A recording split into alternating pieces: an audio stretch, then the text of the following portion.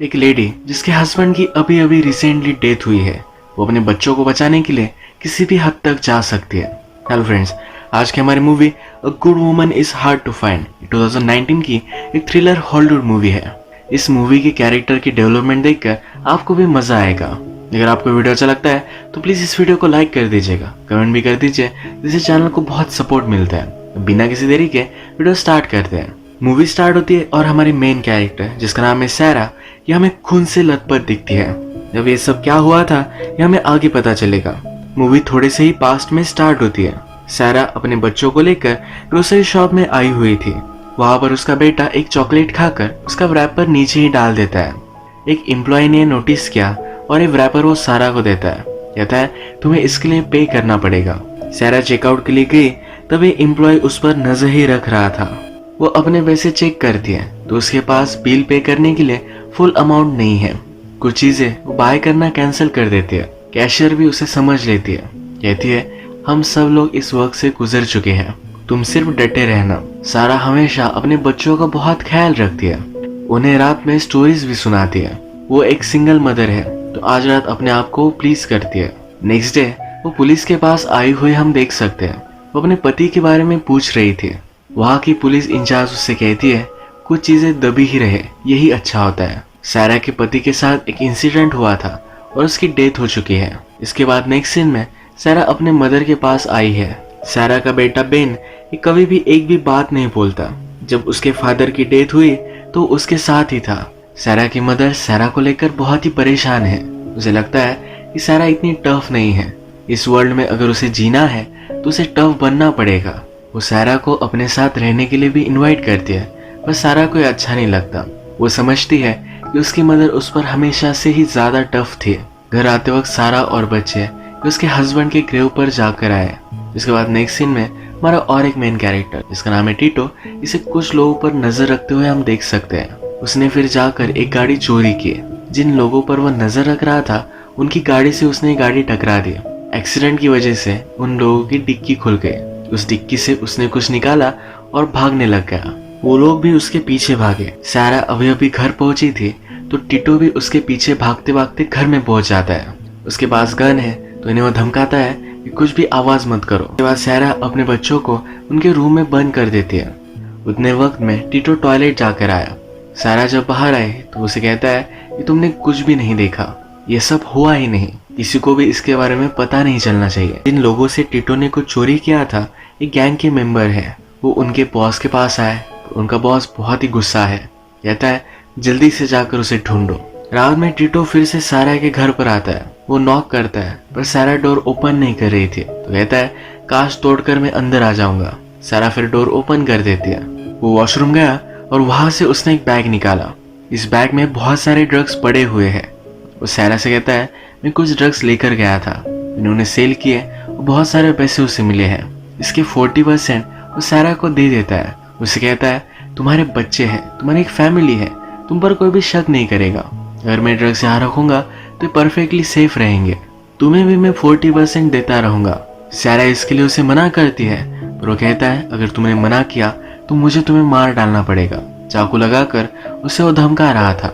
सैरा भी अब इसके लिए मान जाती है। सैरा के पास ये सब बात मानने के अलावा कोई भी ऑप्शन नहीं था। नेक्स्ट डे सारा अपने बच्चों को एक ग्राउंड पर लेकर आई हुई है। यही उसके हस्बैंड की डेथ हुई थी। वो अपने बेटे बेन से पूछती है क्या यहाँ तुम्हें कुछ याद आ रहा है? जिस आदमी ने उसके हस्बैंड को मारा उसके बारे में उससे वो पूछ रही थी। बेन बहुत ही शॉक में है और वो कुछ भी बोल नहीं पाता।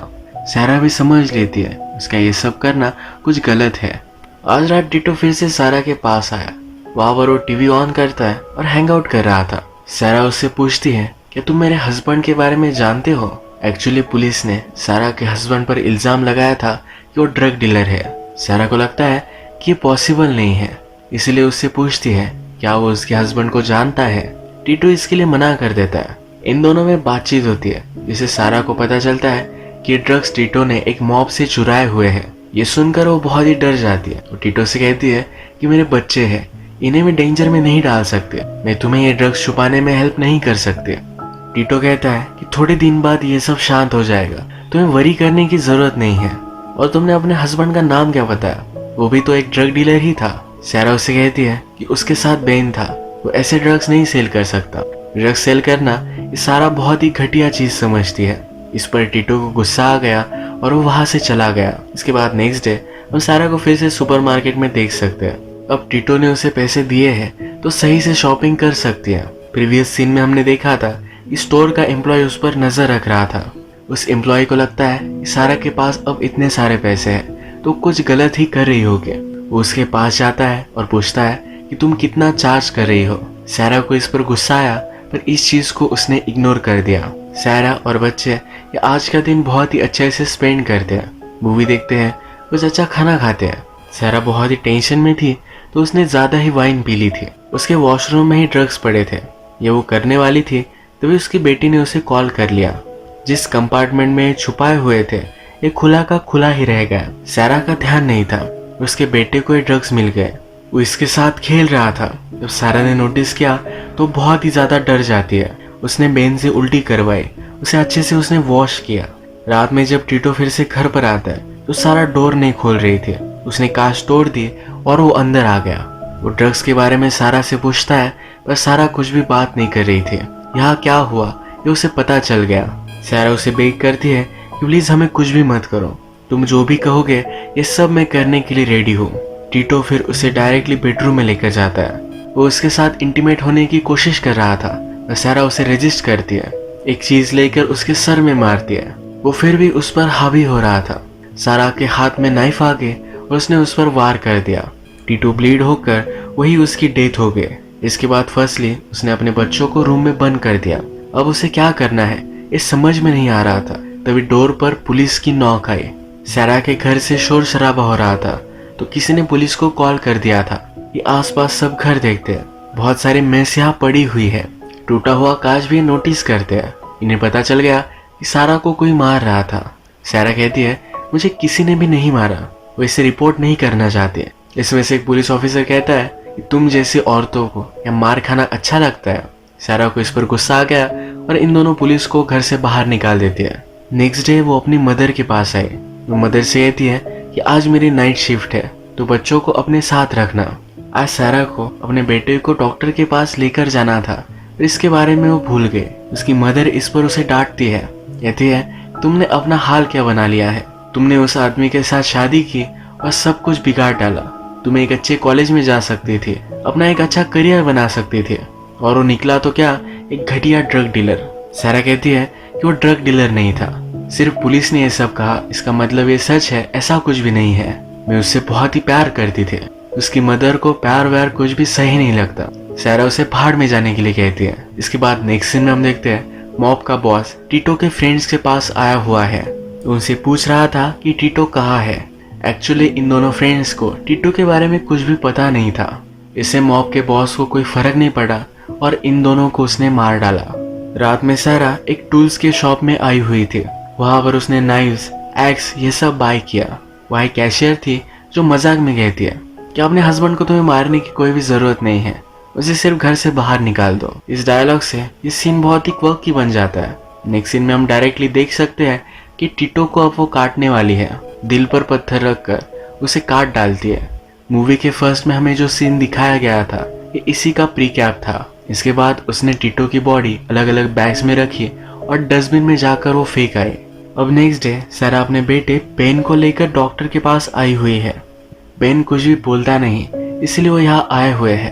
डॉक्टर सारा से कहती है जब तुम्हारे हस्बैंड की डेथ हुई तो बेन वही था। उसे बहुत ही बड़ा सदमा लगा और इस वजह से वो किसी से भी बात नहीं करना चाहता। उसका ब्रेन इन सब मेमोरीज को दबा देना चाहता है। जब ये सब बाहर निकलेंगी तभी ये बोल पाएगा। इस बात से सारा थोड़ी सी अनकंफर्टेबल हो गई। गुस्से में वहां से चली गई। सारा की बेटी अगर किसी वर्ड को पकड़ लेती है तो उसे ही दोहराती रहती है। उसने इस बार टीटो ये वर्ड पकड़ा हुआ है। वो बार बार टीटो टीटो बोल रही है। सारा जहाँ रहती है उसके आसपास पूरे एरिया में मॉब के लोग टीटो को ढूंढ रहे हैं। उसमें से एक आदमी सारा की बेटी को टीटो टीटो कहते नोटिस करता है। इन्हें फिर शक जाता है और वो सारा के घर के सामने उस पर नजर रखते हैं। सारा जब घर पर आई तो उसे विजिट करने के लिए एक सोशल वर्कर आई हुई थी। इस सोशल वर्कर को लगता है कि सारा अपने बच्चों का ख्याल रखने के लिए एलिजिबल नहीं है। उसे कहती है कि तुम्हें अपने बच्चों के बारे में सोचना चाहिए, कल क्या हुआ था ये तुम मुझे सच सच बताओ। सारा गुस्से में उसे बता देती है कि एक आदमी मेरा रेप करने के लिए आया हुआ था, मैंने उसे स्टैब किया और वो वहां से चला गया। अब ये सोशल वर्कर अपने रिपोर्ट में क्या लिखेगी, इससे उसे कुछ भी फर्क नहीं पड़ता। उसे लगता है कि उसने जो किया ये सब सही किया। सारा ने घर के बाहर मॉब की गाड़ी उस पर नजर रख रही है, ये चीज उसने नोटिस की। वो उन्हें छुप कर देख रही थी, मॉब के लोगों ने भी देख लिया। तो फिर जल्दी से अपने बच्चों को लेकर पीछे के दरवाजे से जा रही थी, तभी इन लोगों ने उन्हें घेर लिया। उसे वो धमकाते हैं और टीटो के बारे में पूछते हैं। इनकी बातचीत चल रही थी, तभी मॉब का बॉस भी वहां पहुंचा। बेन अपनी मदर को बचाने के लिए जल्दी से वहां से भागता है। वो रोड पर आया और उसने कचरे की गाड़ी को रोक लिया। गाड़ी के ड्राइवर्स ने नोटिस किया यहाँ चल क्या रहा है। वो लोग फिर सारा को बचाने के लिए वहां पहुंचे। बेन मॉब के बॉस को देखकर बहुत ही डिस्टर्ब हो चुका था। सारा उससे पूछती है कि फादर को जिस आदमी ने मारा था क्या ये वही है।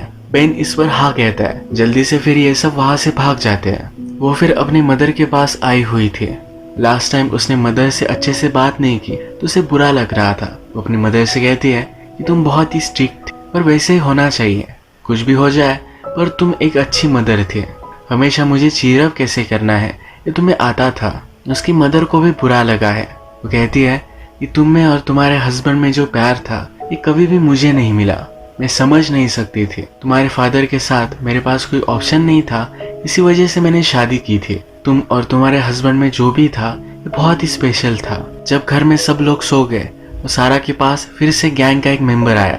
उसे पूछता है कि टीटो कहाँ है। सारा कहती है कि मुझे यहाँ कोई भी तमाशा नहीं चाहिए, तुम्हें टीटो ही चाहिए, तो उसे 1 घंटे में लेकर आऊंगी। इसके बाद वो रेडी हुई, एक बैग लेकर बॉस के पास पहुंच जाती है। बॉस पूछता है कि टीटो कहाँ है। उसने बैग से डायरेक्टली टीटो का हेड ही निकाला। सारा इतनी डेंजर है तो ये देखकर बॉस हंसने लग गया। सारा फिर बोलती है क्या तुम मेरे हस्बैंड को जानते हो। ये सुनकर बॉस की हंसी बंद हो गई। उसने रियलाइज किया कि ये बदला लेने के लिए आई हुई है। उसे मारने के लिए एक आदमी आ रहा था तो टीटो के सर में उसने एक गन छुपाई थी जो उसने बाहर निकाली। वो आदमी रुका नहीं तो सारा ने भी उसे गोली मार दी। बॉस ने भी सारा पर गोली चलाने की कोशिश की पर उसने मिस कर दिया।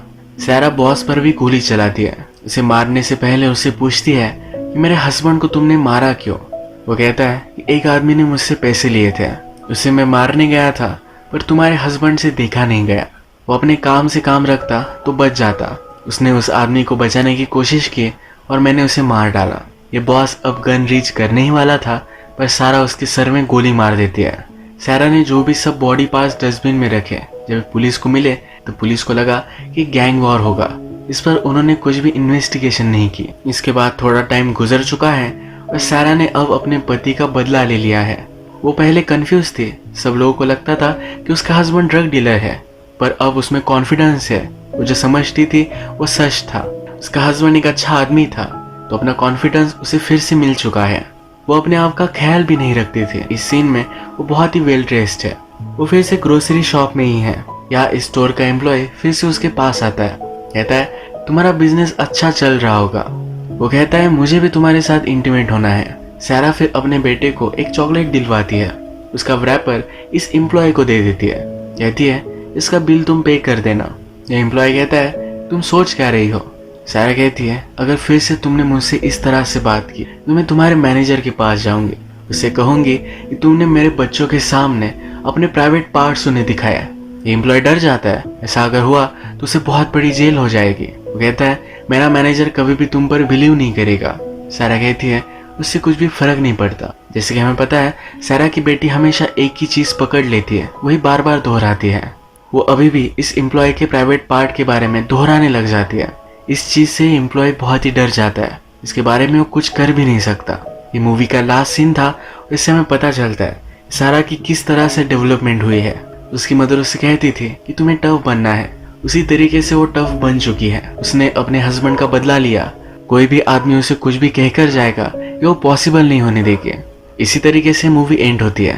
अगर आपको वीडियो अच्छा लगा तो प्लीज इस वीडियो को लाइक कर दीजिएगा। बहुत सारी मूवीज लेकर आते रहता हो तो प्लीज इस चैनल को सब्सक्राइब कर दीजिए। बेल नोटिफिकेशन आइकॉन दबाने में मत भूलिएगा।